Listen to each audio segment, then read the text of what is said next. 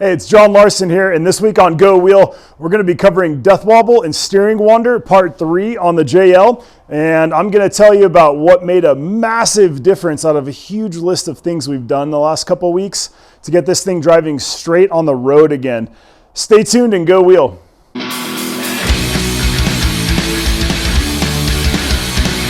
Start with 2 alignment spec sheets and what I did to get those alignments a little bit tighter in the rear, and then go over just a quick dealer printout as well.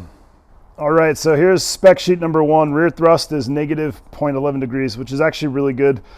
Rear toe is in spec at 0.23 degrees. Acceptable rear toe from the factory is 0.25 degrees. Caster is like perfect, 6.7 degrees on both sides. I mean, camber is great on left front. It's a little bit off on the right front, but I'm not really worried about that. Total toe is great as well. So really no complaints here.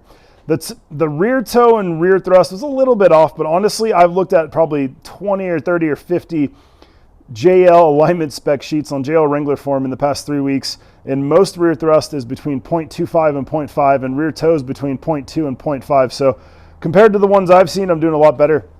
What I did do to adjust out some of this rear toe and rear thrust was adjust the rear passenger side lower control arm 1 turn, and that got us to rear toe of about 0.15. And that was about 0.089 inches on the digital calipers, measuring the 1 turn on the lower control arm. We got our rear thrust a lot closer to 0, total toes down. When we did this too, I also threw in the Evo manufacturing rear track bar relocation bracket, which normally I wouldn't do that on the front. On the front, it would throw off the track bar and the Draglink angles and give you bump steer and Deathwobble. On the rear though, we had massive body roll in the rear. I had my buddy at Nevada City auto drive it, and then I had the guy at the alignment shop drive it with me twice, and all of us were saying horrible body roll coming from the rear, causing some rear steer issues. So that rear track bar bracket actually did make a difference. From there, I just wanted to get my printout from the dealer when we did our first steering box recall to verify that they did the reflash on the computer. One of my theories is if they didn't do the reflash, if the power steering was over boosting, since it is an electric pump, and I wanted to make sure that maybe that electric pump was flashed right. And so that kind of came down to not really making a difference. That was all good. From there, I did change out the Draglink. So from there, I changed out the Draglink and the pitman arm as well, because I could feel a clunk in the Draglink in the box area. And even though the Draglink was like brand new, I figured I might as well change it out because I can't determine where the clunk's coming from. And I had a new Mopar pitman arm as well. And so with those 2 things, pretty much made no difference at all. And that was disappointing and that was frustrating. From there, we did the alignments, and then from there, it still didn't drive straight. And every other component is like brand new. If you watch Deathwobble Part 2, you'll see that on the second part of the series, where I kind of go over the timeline. Well, I've replaced everything suspension and steering related 3 different times in the life of this vehicle. One time being 6 months ago in October of 2022. So on paper, this thing drives amazing. I had posted on my Facebook some of the first alignment sheet, and a couple of my buddies were telling me to chase rear thrust, rear toe. Another one said tires. And the reason he said tires is because these alignment sheets are really dialed in, and there's really, with all brand new parts and dialed in alignment, there's only one more thing it could be, and that's tires. And my buddy Brian was right, which I'm going to tear into next. So I've never owned E-rated tires, and I had never thought about airing them up past 30 PSI. And I've been running these tires at like 25 to 29 PSI for the past year and a half or so. Also, I hadn't rotated them in about 4,000 miles. And so as a last ditch effort, after doing Draglink and pitman arm, after just doing those 6 months ago, and after doing 2 alignments in the rear track bar bracket and dialing in the rear toe in as well and the rear thrust, I decided just for the hell of it to cross rotate the tires. So I put fronts to back, backs to front, drove it, didn't make any difference really, which was weird. Then we cross rotated left to right up front and aired them up from 25 to 38, which is crazy because on the old stock tires, this thing with 38 PSI on the original C-Range tires drove like crap, drove terrible, it was all over the road. We had to air it down to like 29 to get it to drive straight. And I kid you not, by just cross-rotating the tires, and airing them up to 38, it literally drives like a different Jeep. So there must have been something going on with tire wear to where the cross rotation made a big difference. And then something going on possibly with the E-range tires needing a little more air to maybe reduce sidewall flex. I really don't know, because I have a lot of friends running E-range tires where they run them at like 30 to 32. So that's interesting, but that is the conclusion we came to. It still doesn't drive like 100% perfect, but honestly, from all the parts we've thrown at it and all the alignments, it drives good enough. I think the tire rotation and the tire airing up added about 90% of the drivability back on the freeway. I can now safely go freeway speeds on the freeway, whereas before I was drafting semis going 50 miles an hour, and it was literally like, it was like changing lanes on its own before we rotated the tires in like aired them up. So that was crazy. I'm just hoping this helps someone else out, because I never in my wildest dreams thought tires would make that much of a difference just rotating them.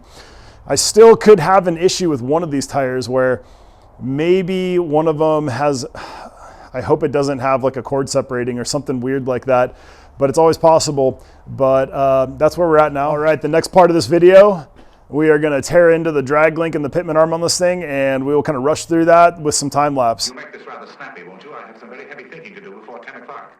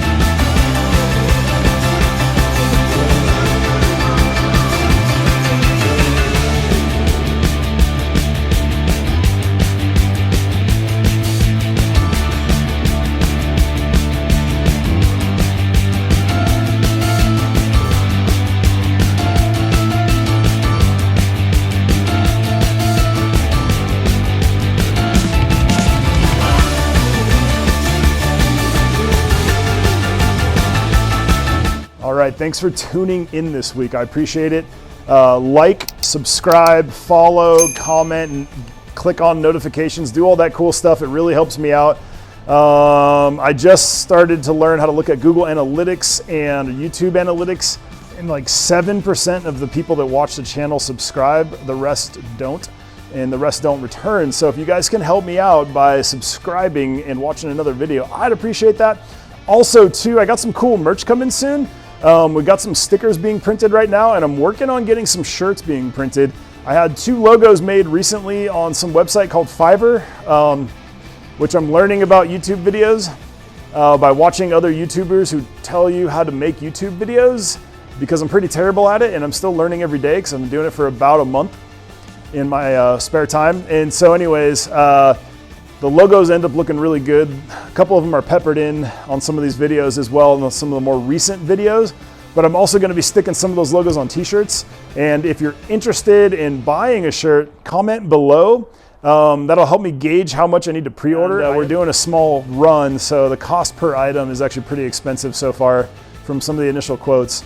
And so, you know, if more people than I think want them, I was only going to order like 10 or 20, and I was probably going to wear 10 of them and just wear them when I'm out here wrenching, because I've always wanted I've always loved Ratfink, and I've always wanted my own Ratfink shirt, so that's going to be pretty rad. Good excuse to do that. But anyways, stay tuned and go wheel.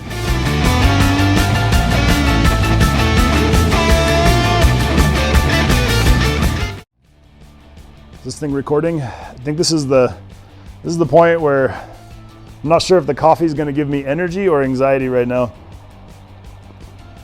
because I'm way too tired to be. I might put this in the end cutscene. So check out some more videos. I think they're going to pop up right here and right here. Hopefully get out wheeling soon. I've had a chronic sinus infection coming in during a really bad head injury that I had, and so I haven't really been able to do a whole lot. Been taking it super easy. I do a little bit each week on these videos, but not very much. And so anyways, if you can, you know, subscribe We have a bunch of awesome runs planned this summer, and the sooner I get cleared from the doctor, the sooner I can be out wheeling, which I can't wait to go wheel. So yeah, if you have any, what are we doing? God, what do we have coming up? We got Naxtra Reno Fest coming up and Memorial Day weekend. We got Cantina for the Con coming up as well. That'll be July 1st at Rob's Resort. I'm actually putting that on. It's going to be an awesome event. We have so much going on for Cantina for the Con, so follow Rubicon Trail Foundation's social media if you can. Later in the summer, we have Naxtra's Sierra Fest, which we're going to be running Fordyce and Gold Lake. We're praying to God that the snow melts enough to get through Fordyce and not have the water flows be too high for rigs on 35s and 2 lockers. So if you're in the Sacramento region and you want to come out to Naxtra Sierra Fest, check that out too. We have a Facebook group. I think it's private, but you can join it. Mention Go Wheel as you're trying to join it too. That way, if you don't have an XJ, we'll still let you in if you say you watch the channel or something. My channel. What else? Later in the year, we have our Naxtra Toys for Tots run.